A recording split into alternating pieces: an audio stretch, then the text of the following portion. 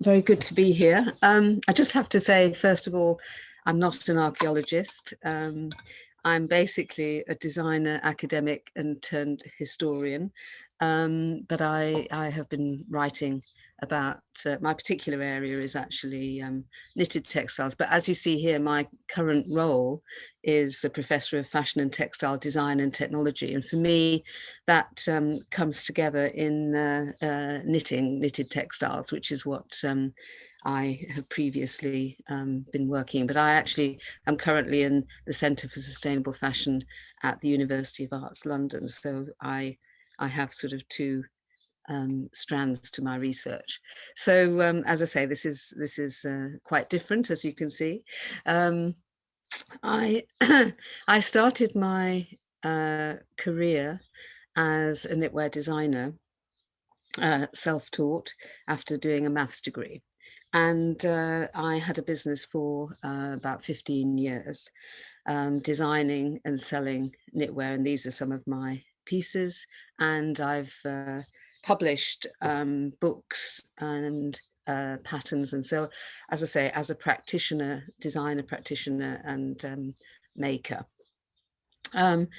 So these are some of the things that I was involved in personally, but and actually I've just, the book on the right, as you'll see, is 2021, it's just come out, and that's a retrospective. It's looking back at these designs from the 80s. So after having my business, I went into academia, started teaching knitwear and knitted textiles, University of Brighton. Then I moved to London College of Fashion, where I set up the master's program. And from teaching, I started then researching, much more interested in the history of knitting. I'm currently also chair of the Knitting History Forum, which is an organisation that's been going for quite some time, about 12 years in the UK. And before that came out of the Medieval Textiles Association. So that's the sort of link with the interest in history. So I started researching, and particularly started out with the technology of knitting, which is very simple in hand knitting terms, and obviously it has been an amazing area, but it's very under researched in terms of its history. There have been some key things, but not a great deal. So I started researching and publishing. In terms of knitwear design, this was the first book, Knitwear in Fashion, to sort of look at knitting from a design point of view. I'm not going into that at the moment because that was mainly 20th century, and looking at the relationship between knitwear and knitting and fashion. And here I'm talking about hand knitting and machine and industrial knitting. Hand knitting, domestic knitting, and domestic machinery knitting, and then industrial knitting. And then I developed a book with the V&A Museum, Knitting, Fashion, Industry, Craft, which came out in 2012. And that covers about 1700 years of history, and looking at these different areas. And particularly there's some, I looked at every single piece of every single knitted artifact I think that there is in the V&A, and that was about 2 to 3 years work within the archives, and that was a real privilege. And so from that I looked at these different aspects, and there are some amazing artifacts there. Obviously also there are around the world as well, but I think the V&A has a very interesting collection. I'm not going to show you one or two things, but a lot of the history of knitting has been researched, has been about stockings. There's been quite a bit of work on. Some of my colleagues are just starting to look at these. This picture is liturgical gloves, 16th century.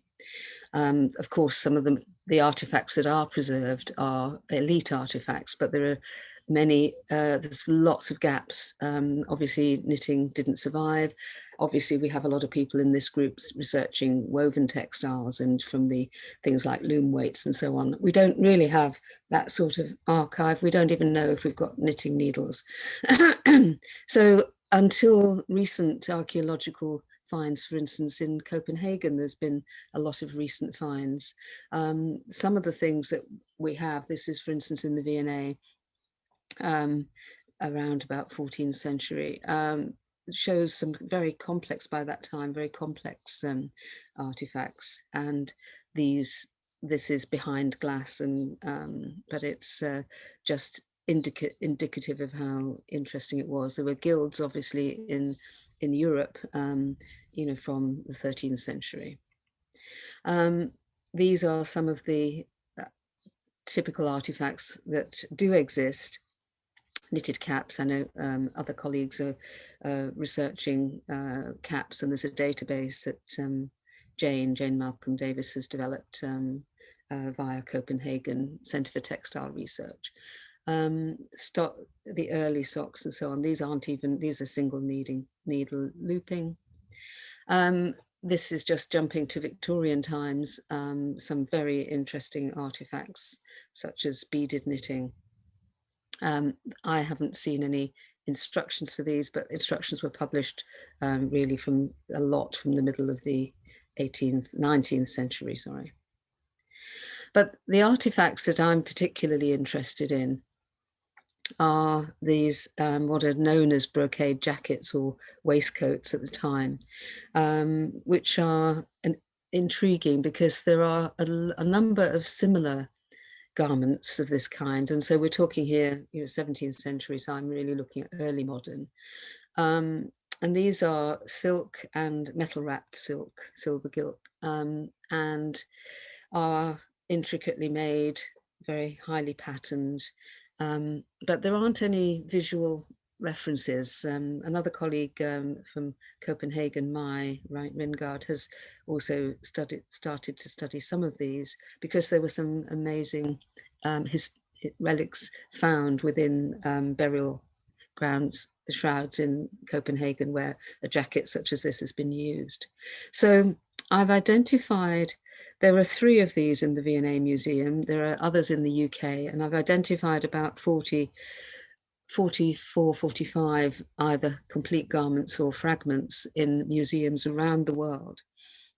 So there's some intriguing work to be done, and this is the project that I'm interested in doing. I have tried to get funding through Marie Curie, not successfully as yet. So I'm looking for ways to help research this. So this is another one in the V&A, and a couple of the caps as well.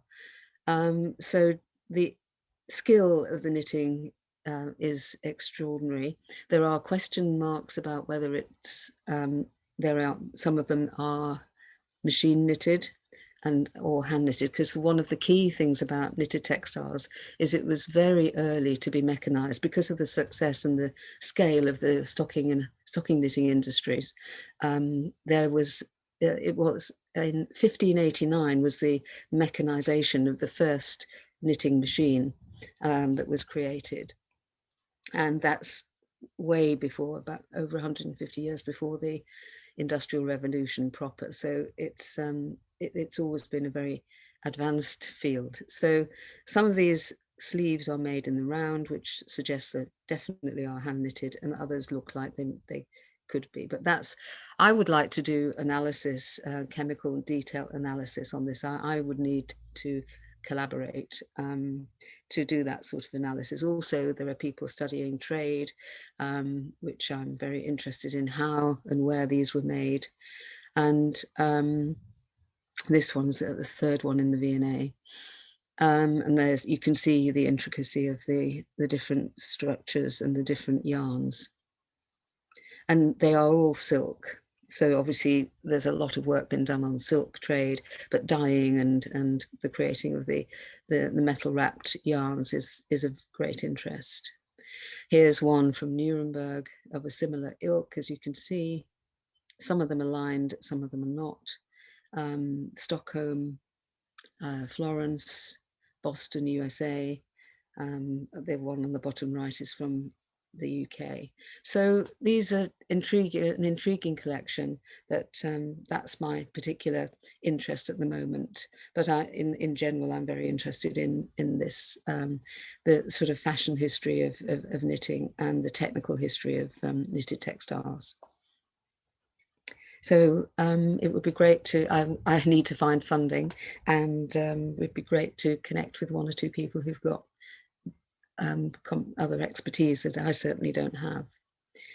I think, yes, that's the main things that I have to say, but so that's my historical research interest. There's many other items in the V&A. For instance, I don't have a picture of a petticoat, which is said to be Dutch, and that's also 17th century, which is 10 meters in circumference and has been hand knitted and has images knitted in knit and purl stitches, and it's a total one-off. So there's a lot of mysteries. That's why in the first chapter in the book is mythologies. There's a lot of unknown areas of research. So there's a wide field here still. So thank you. Obviously, sorry, one more thing. I'll just say that these jackets are also thought to possibly be inspired by woven brocade fabrics and to be a slightly cheaper and more accessible version.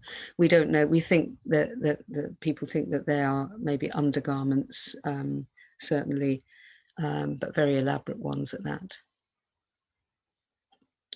Sorry, thank you.